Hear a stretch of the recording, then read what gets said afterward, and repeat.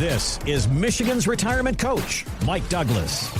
Glad to have you here along with Michigan's retirement coach, certified financial planner, Mike Douglas. You can begin the conversation about your own retirement savings and investments and the plans that you need to put around those savings and investments. Find us at michigansretirementcoach.com. We also have links posted in the show notes, so you can just click there. No matter if you're watching or listening, should we go ahead and address the not the elephant in the room, but the leaf blower in the room that's occurring today? Right outside the room. Yeah.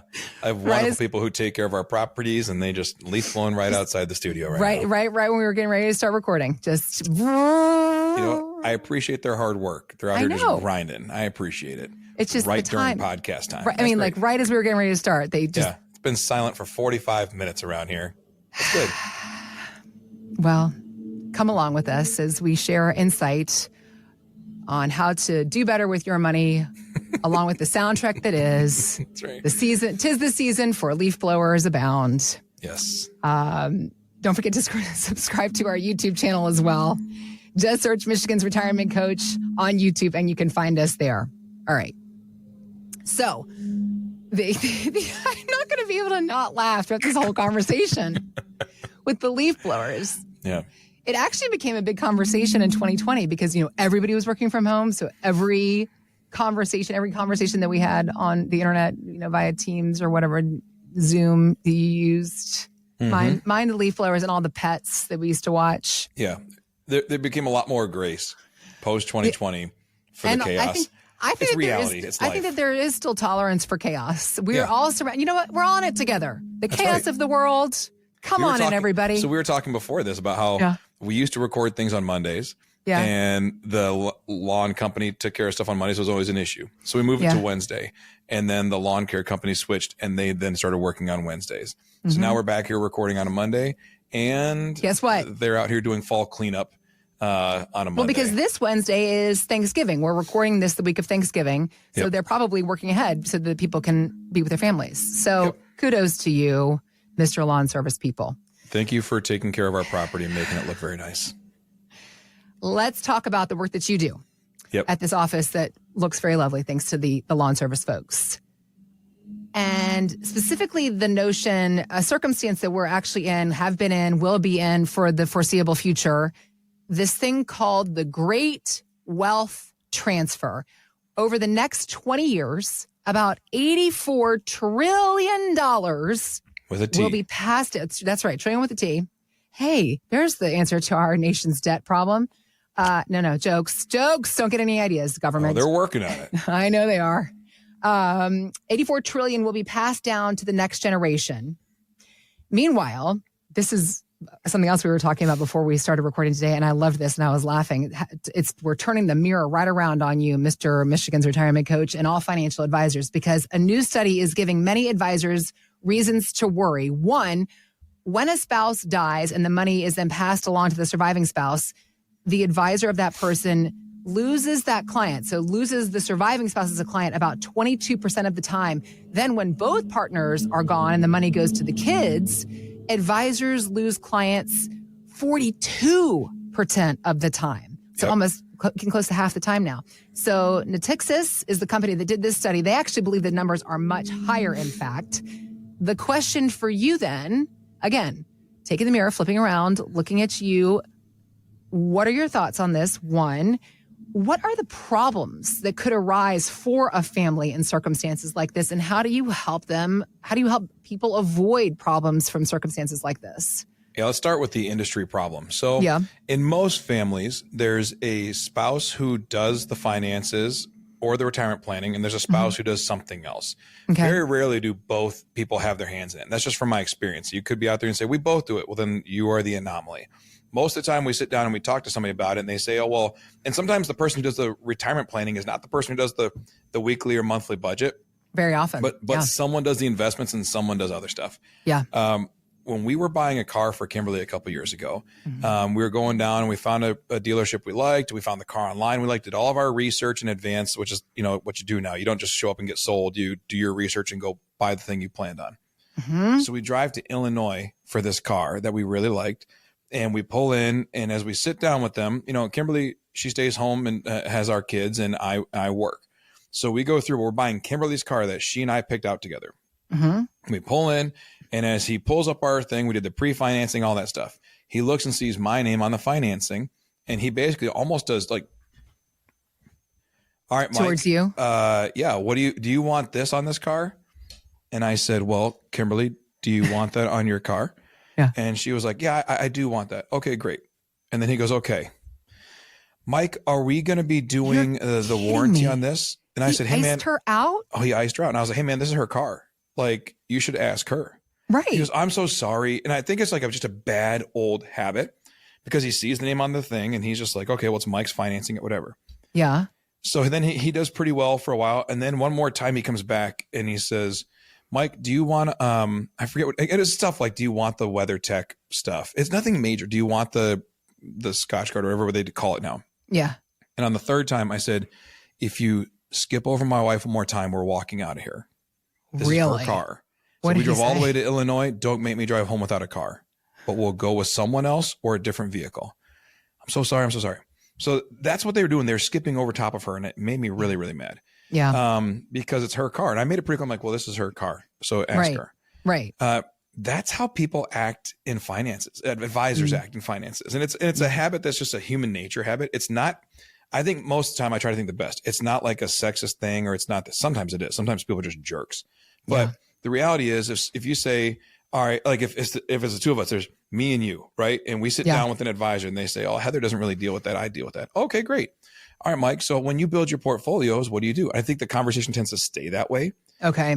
What we've put a very intentional effort on is, does Heather understand? Right.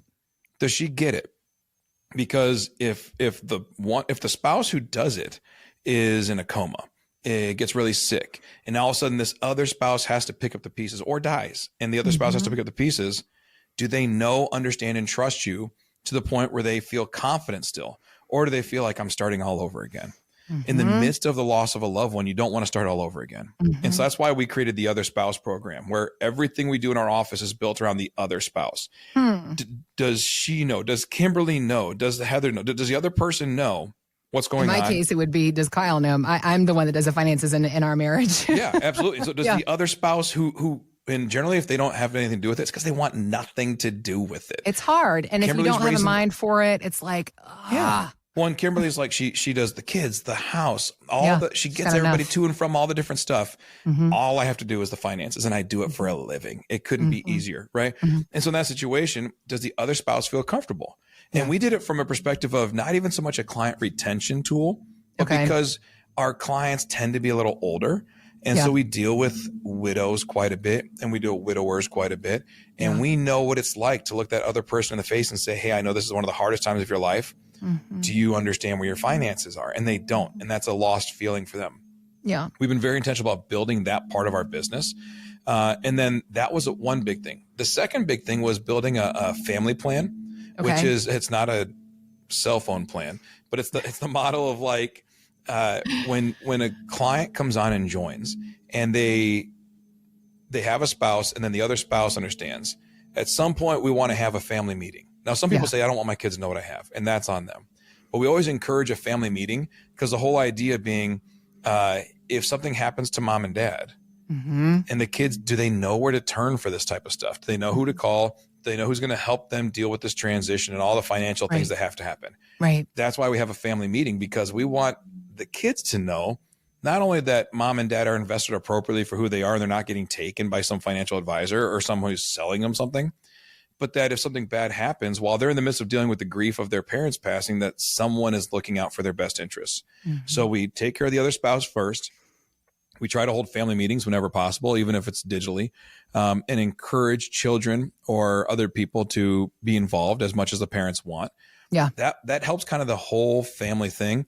Because when you save money and you work over the years to put money in your pocket and to save for your retirement and for you and your spouse, and then you pass, you don't want the kids to waste it away because they don't know the long-term goals, or just to maybe make some decisions that don't align with your core values. So that's one of the reasons why we have the family meeting. What is the long-term goal of the money? But for those inheriting the money, a lot of people, this is a big chunk, a chunk they've never had to deal with. As your parents pass and they leave you $2 million. Most 40 to 45-year-olds aren't like, oh, I'll just add it to my other millions. You know, they have to learn how to use this now because your whole financial picture completely changed. And that's why we want to have these family meetings and help people understand. We have legacy events where we just educate children and grandchildren on how to save money, how to invest money, and how to live out a legacy of familial wealth. Okay. We did have one client who came in. He came in, he had been with an advisor for about 20 years. Mm-hmm. And he was kind of going through this process of like, I feel like there's something missing. And he has a son, a wonderful guy who also is in like the finance realm, but he's more of like a bookkeeper for companies. Okay. And so he says, you know, I'm going to have him jump on these calls while we go through so I understand. Now, his son lived on the West Coast. He lives here in Michigan. So we start having these meetings. And really the whole goal of the son being there was just to help the dad understand and also help the dad be protected against being sold something. And so we went through this process, and it was great because every time we walked through things, the son had great questions the dad wouldn't ask, and the dad had great questions the son wouldn't ask. And so working through this process with them, it was a familial decision.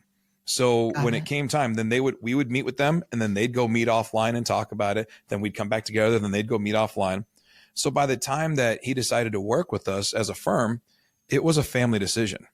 And we went through all these things. So now it's funny, even since then, the son is working with us, the daughter's working with us. Mm-hmm. So there's a lot of growth that's happened in that space because we invested in multiple generations. Okay. The reason advisors invest so much time in the older generation is because they have the money.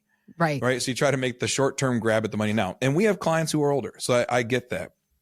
But to not invest the time into those who will receive it. Right. Just the point of this is the transfer that's happening. $84 trillion are going to the next generation. And that was something that you had said to me before. There is a bigger conversation that is not being had about, okay, yes, there's the people that are leaving the money, but what about the people that are receiving the money? Because a lot of these people, as our parents and grandparents, thankfully, are living longer. I mean, your grandfather is still alive and kicking. 94. So people that are receiving this money are in their 50s and 60s getting ready to retire themselves. Yep. That's another conversation that you're having. Well, and their investments will be different than the ones they inherit. I mean, if you're a 40 to 50-year-old and you inherit money from a 70-year-old, your portfolio is going to look different. Yep. If you're a 50, 60-year-old, you inherit from an 80-year-old, your portfolio is going to look different because now you're at a different phase of life than they are.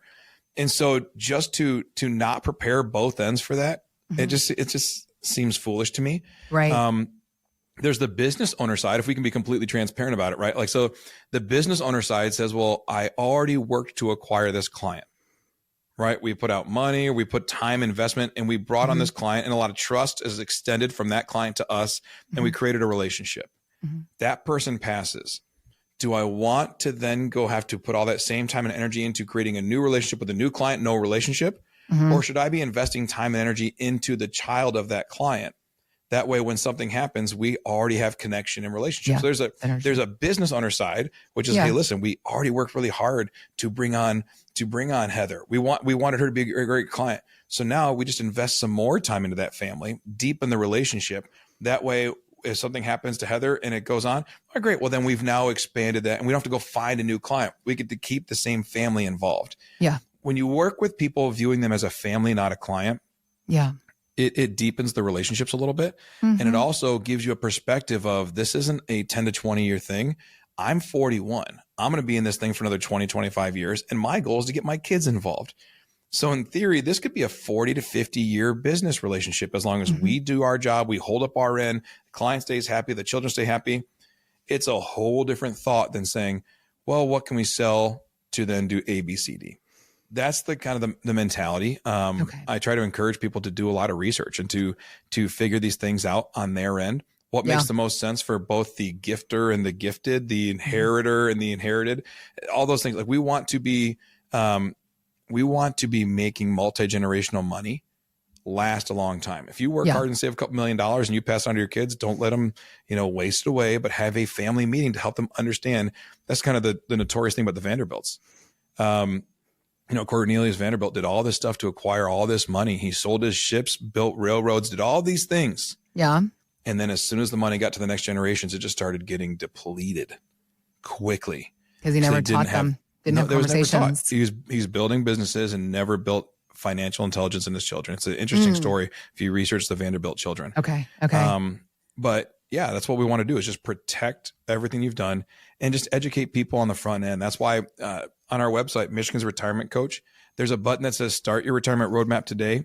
That conversation can go two ways. It can either be for the one who is going to be leaving money and saying, hey, I'd like to understand the best, make sure I'm set up the right way so I don't give away money to taxes or probate or whatever. But there's also the conversation that is the younger side, which is saying, hey, I'm set to inherit some money and I want to understand how to do this the right way. I don't want to make some mistakes. I don't want to put it in the wrong type of account and lose money to taxes or the government. Can someone help me understand how to deal with this when it comes? And we have those conversations too. So michigansretirementcoach.com, start your retirement roadmap. Click on that. We'll have a conversation, or just subscribe to this content. Stay plugged into what we're doing, because we're trying to make sure that you have the information, the education to make the right decisions. And that's why we're here. You can subscribe to our YouTube channel. That's how you can get this content that we're posting and putting out every week. Just search Michigan's Retirement Coach on YouTube. We also have links posted in the show notes, so you can just click there to head to our website, which is, again, michigansretirementcoach.com.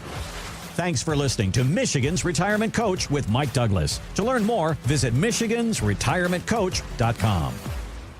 Michael Douglas is an investment advisor representative of Stewards Wealth Planning, LLC, a registered investment advisor. Financial professionals are not licensed in all 50 states. To find out if Michael Douglas is licensed in your state, please call 517-323-7526. Stewards Wealth Planning, LLC is not affiliated with nor endorsed by the Social Security Administration or any other government agency and does not provide legal or tax advice. Annuity guarantees rely solely on the financial strength and claims-paying ability of the issuing insurance company. By contacting us, you may be provided with information about insurance and annuity products offered through Michael B. Douglas, NPN number 9650939.